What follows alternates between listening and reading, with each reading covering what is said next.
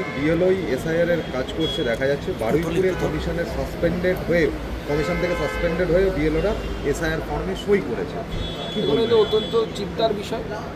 যদি এটা হয়ে থাকে যেটা আপনি বলছেন, তাহলে তো ইলেকশন কমিশনের যে সত্তা তাকে চ্যালেঞ্জ জানানোর মতো বিষয়।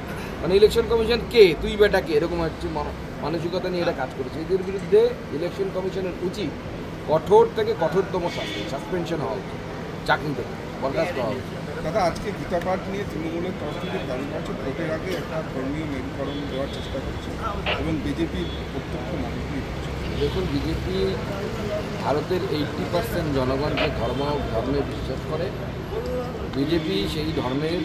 বিজেপির বেশিরভাগ নেতারা সেই ধর্মে বিশ্বাস করে।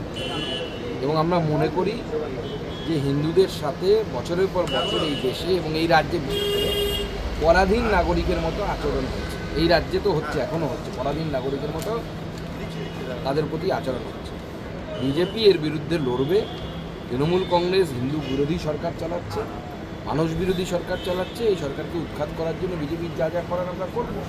আমরা গীতা পাঠ করছি, আর মমতা বন্দ্যোপাধ্যায় যখন রেড রোডে গিয়ে নামাজ পড়েন, ইনশাল্লাহ করেন, তখন উনি ধর্ম নিয়ে রাজনীতি করেন না? তখন কি ওটা সেকুলার ধর্ম হয়ে যায় নাকি?